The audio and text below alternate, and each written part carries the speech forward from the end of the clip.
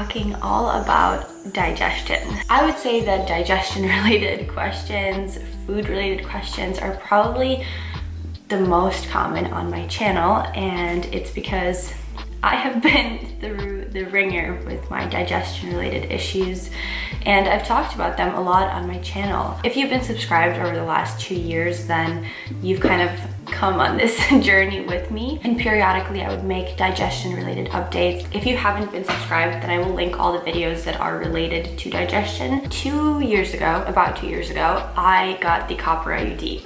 The copper IUD gave me copper toxicity. I went from being able to eat pretty much anything that I wanted, never really struggling with bloating, indigestion, gas, heartburn, none of that, to within a month having all of those symptoms and having them be very severe. I could eat fruit, excuse my cats, and look like I was 8 to 9 months pregnant, and it was to the point where I couldn't stand up straight. The bloating would last for hours and hours. I would have to just be like in a fetal position in bed laying there. Not only did it affect my digestion, my mental health completely plummeted because I had no idea what was happening, and every doctor that I went to had no answers for me. Once I found a naturopathic doctor, she was able to help me, one, take the right supplements to counteract the copper IUD toxicity that I had, which was like zinc, selenium, a couple of different vitamins. It was like a little pack that I was taking daily. And then specifically for my digestion,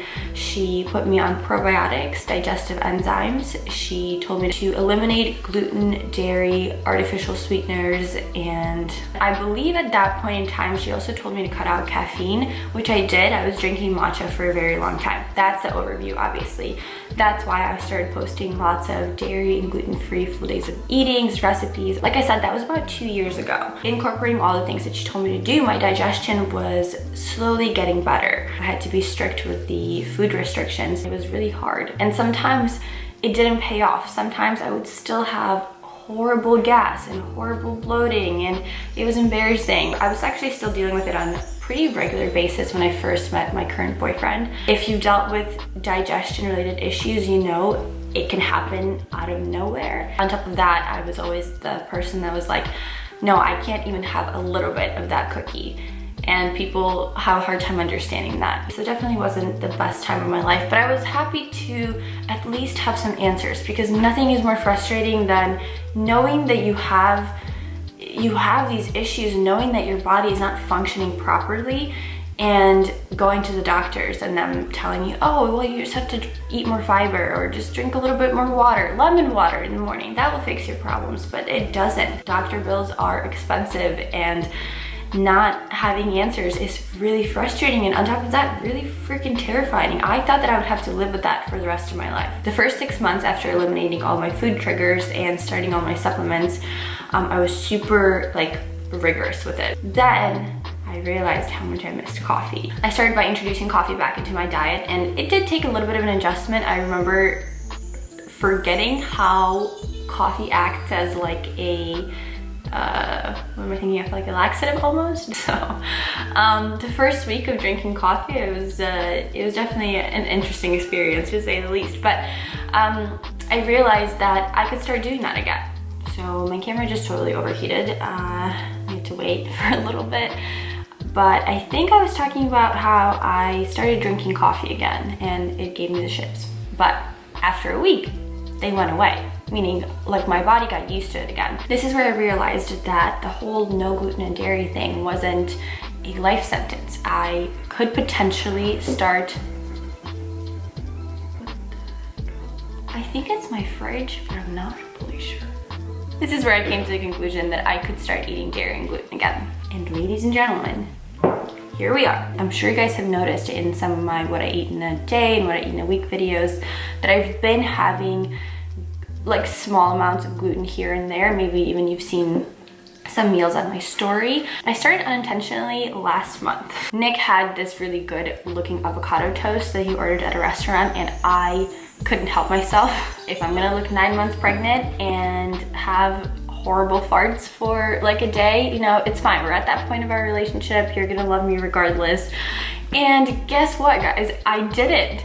I was perfectly fine. And I decided that the best option would be to get like fresh baked farmer's market bread. It seemed like it was the least processed, and I kind of hoped that my body could respond to it well. And so I've been having small pieces here and there. You guys, I am okay. Something did happen, which I'll get into in a second, that I wasn't okay with, meaning my body did not respond to really well. But I do want to quickly just talk about the supplements that I think made the biggest difference. I've talked about these supplements so many times that I won't make this too long. This is the probiotic that I use, Ultra Ultimate Probiotic Formula. I found it on Thrive Market. I've also found it at Whole Foods and Sprouts, and I'm sure you could probably just order it online. I love this probiotic with my whole heart. Nothing in this video is sponsored at all. I've literally been taking this for the last 2 years. I take this probiotic first thing in the morning with just some water, and I do try to have a full water bottle in the morning first thing before I have any food or coffee or anything like that. I know a lot of people say to take their probiotics with food, but honestly, for me, I will forget. So taking it in the morning just kind of works best. Next, this is something that I took for a year after developing all of my issues. I would take it with my dinner meal and sometimes with my lunch meal. I no longer take it all the time. I'll only take it if I'm having gluten or dairy. This is by Country Life, and it's called Gut Connection Digestive Balance. What an enzyme does is it helps you break down your food, and a lot of the times when you're having digestion discomfort, it's because your body's not able to break down the food. Another thing that caused me horrible issues was like uncooked vegetables. If I had an uncooked broccoli, it was not a good time for anyone. So this kind of just helps you break down your food. And again, I used to take it on a daily basis, but as I got progressively better, I found that I didn't have to do that anymore. My body was learning how to break down food again. Another one of my favorites is organic ginger turmeric tea. This is from Trader Joe's. It's just an herbal tea, so it's caffeine free. I have this every single night. I bring it with me when I'm traveling. I mean, I bring like 3 of these things pretty much everywhere I go. I don't know what it is about a hot cup of tea, but it lets my body know that I'm done eating for the day. It's usually the last thing that I have, and it kind of puts me in the mood to go to bed. And on top of that, ginger is great for your digestion.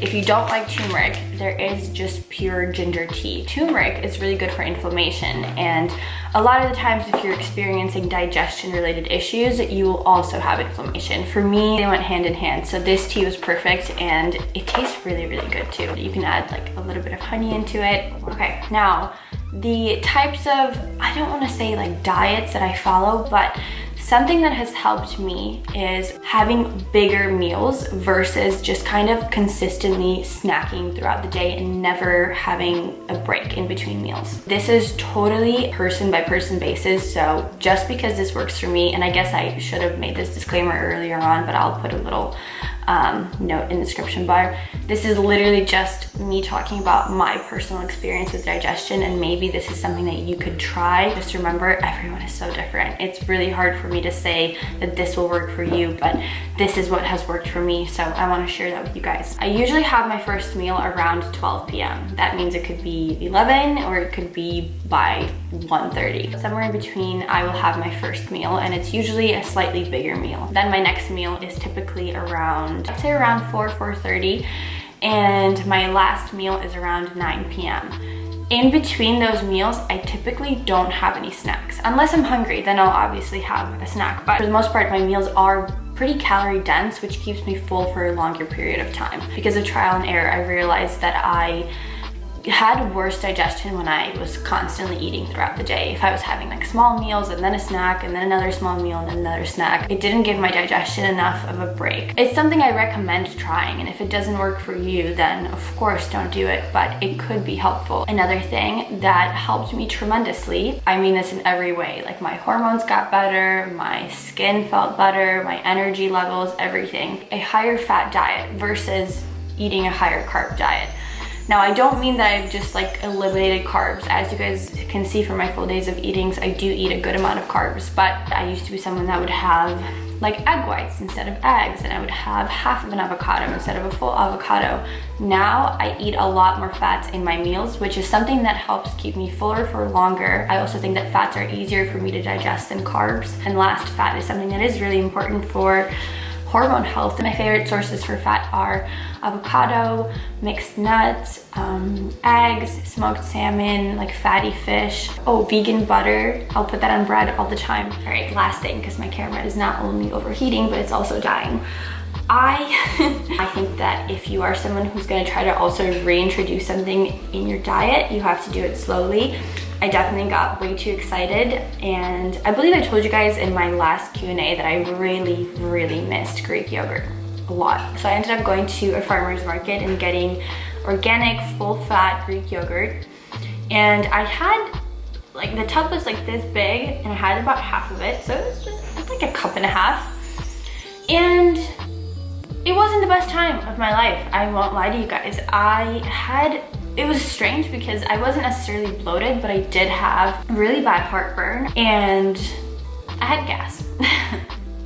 Again, TMI, but we gotta talk about this shit. This is so normal. I had like flashbacks from when my digestion was at its worst, and I've come to the conclusion that I am going to do this very slowly. And dairy is also not something that I have a lot of interest eating. I just really miss Greek yogurt, but for the most part, I have found so many great dairy alternatives that I'll continue eating for probably the rest of my life. And also, I don't want you guys to worry. For those of you who have been using my dairy and gluten-free recipes and meal ideas from my full days of eatings, I will still be eating like at least 80% that way, just because I'm already so used to it, and I do think that my body is running really well right now.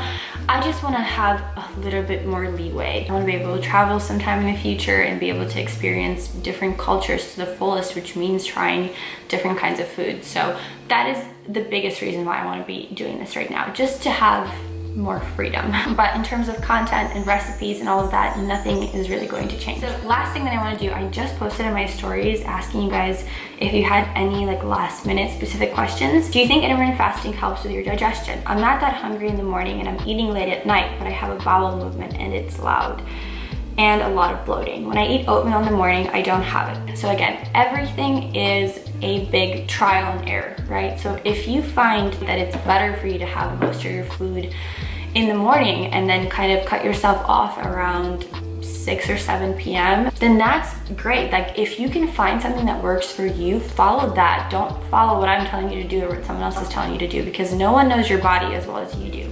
I actually have a friend who also struggled with digestion issues, and she said she can't eat late at night. She has to have most of her food in the morning. I'm constantly bloated after eating, and I cut out dairy and gluten from my life for a period of time, and it didn't make any changes. Trying to figure out any supplements or probiotics that may have been helpful for you.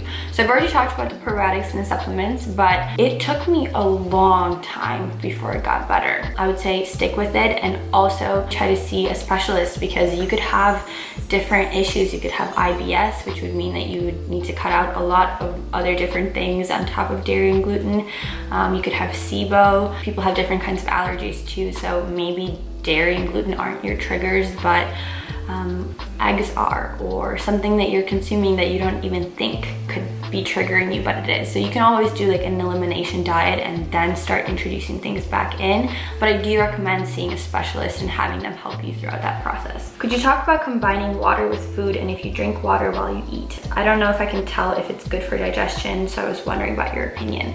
It's funny, my grandpa used to say that all the time. He was a pediatric surgeon in Ukraine. I don't know how much research has been done on this. I actually don't like to drink something while I eat, but really it's just like a preference. I don't have enough information to like back this up at all. Have you noticed your skin improving since cutting out dairy, and are you worried that once you start consuming more dairy again, it will go back? I think that when my hormones are out of whack, my skin is out of whack, but when my hormones are good, I'm good. So I'm not too worried about it. I think it'll be fine. I mean, we'll definitely see. I will 100% keep you guys updated, because I don't know. I guess it's something that I will now keep in the back of my head. So I'm really glad that this question was asked. Most of the time I get breakouts around that time of the month. I think we should be all good, but that's just my prediction. We'll see what happens. It seems that I'm out of time, battery, and temperature for this camera to last. So I want to thank you guys so much for watching and for being here, for making this a safe place for me to talk about my farts. That's really nice. And I will bring you guys along. If you have any questions, if you have any recommendations, as always, I love like having a discussion in the comments about this stuff, because it makes you feel less alone. So thank you for watching. Thumbs up if you enjoyed it, and I'll see you all in the next one. Bye.